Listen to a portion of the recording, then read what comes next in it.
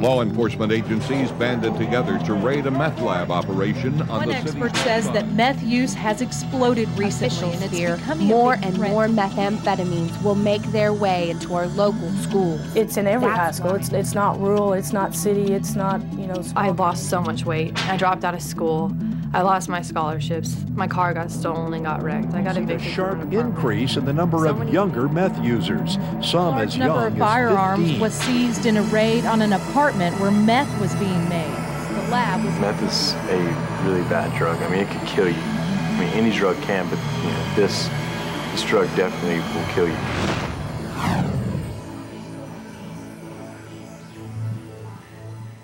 They call it ice, crystal, glass, chalk, speed. It's methamphetamine. It's cheap, easy to find, and poses a big risk to our children. Meth is a highly addictive stimulant that dramatically affects the brain and speeds up the central nervous system. Meth causes physical and psychological effects that, at first, seem highly pleasurable. There is increased alertness and energy, and a decreased need for sleep. But meth is an addictive drug that causes physical harm to the body. Users often continue using it to avoid the inevitable crash that happens when the drug's euphoric effects begin to wear off. And when the effects do wear off, the meth high is followed by a devastating low. Meth use is an alarming problem, and it's growing. It's often our children who are most at risk at becoming addicted. I grew up on the lake with my twin sister and my older sister and my parents. We were a typical family. We weren't, we didn't have a bad family life, and I was a happy child. I grew up in a small town. It's a real close-knit community. Everybody knows everybody. You're friends with, kids that are still in middle school, even if you're in high school, because, you know everybody's name. High school was a blast for me. I was a normal kid. I played sports, and I, stood out with my sports, I guess. I was on varsity on all the sports I played. That was like a big part of my life, was sports, and that's what I did for fun. I didn't have a job really in high school. I didn't drink. I was just the good kid. Christine and Ray seemed unlikely to become meth users. Each came from a good home. Each had hopes of graduating from college. And although they never met, Christine and Ray now struggle with methamphetamine addiction. Christine was just 18 years old when she tried meth for the first time. I heard about models, using meth to lose weight, and I thought, back in my mind, that would be great. And when I found people talking about it, one of my close friends had tried it, I instantly was like, well, I want to try it. And I found a way to go about that, just to try it for the first time. And of course, once that happened, and I didn't tell anybody but the people I did it with, and hid it from everybody. Christine had gone from making perfect grades in college to living with a boyfriend in a dirty trailer with no electricity. It was in stark contrast to the comfortable life she had known with her family. With the drug use increasing, and the money running out, it turned into a pretty, there were maggots in the sink, and there was no trash pickup, and, electricity was going out every few weeks. Ray learned just how dangerous meth is. Before meth, Ray held a steady job and hoped to save enough money to go to college. Like many users of the drug, he became addicted after he tried it for the first time. I guess my meth addiction lasted almost 2 years. It went from weekend use to, okay, I'll just use a couple times a week. And then it got to, okay, well, I need this, 3 or 4 times a week. And eventually it got to, okay, I really need this every day. The situation I was in, the way I was being treated, there's a lot of abuse and things going on in that situation with most people, and you don't want to get out of it because, you're getting something in return. You're using, and I felt like crap about myself. I was embarrassed that I had allowed these things to happen to me and that I wouldn't stand up for myself because of my addiction and how far it had taken me. I had everything, and then I had nothing. It was real difficult for me to understand why that happened, why I was using, because, you know, I didn't know.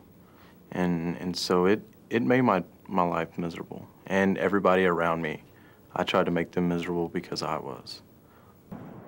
Meth is often manufactured in labs set up in homes or hotel rooms, using ingredients commonly found in over-the-counter cold and allergy medicines. New laws in Texas now restrict the sale of most cold remedies in an effort to reduce the number of small meth labs. Still, a steady supply of the drug comes to Texas from Mexico.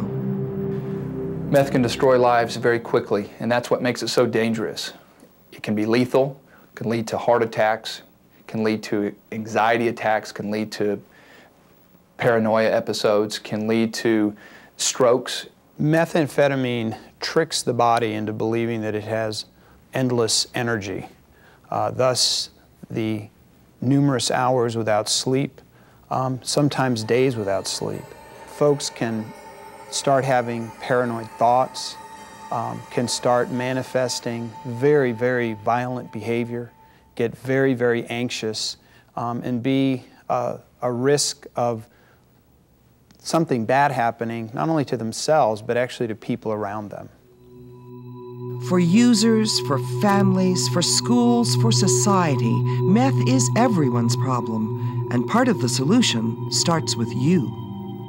My advice to parents on, not only as it applies to meth, but just to about any type of drug, I think you got to stay involved with your kid's life, and I think you got to ask them questions, and you got to know who their friends are, and you got to know what they're doing in the evening hours, or maybe even during their school hours. If it's talking to the teachers or getting with the counselors and finding out, does my community or does my high school have a meth problem?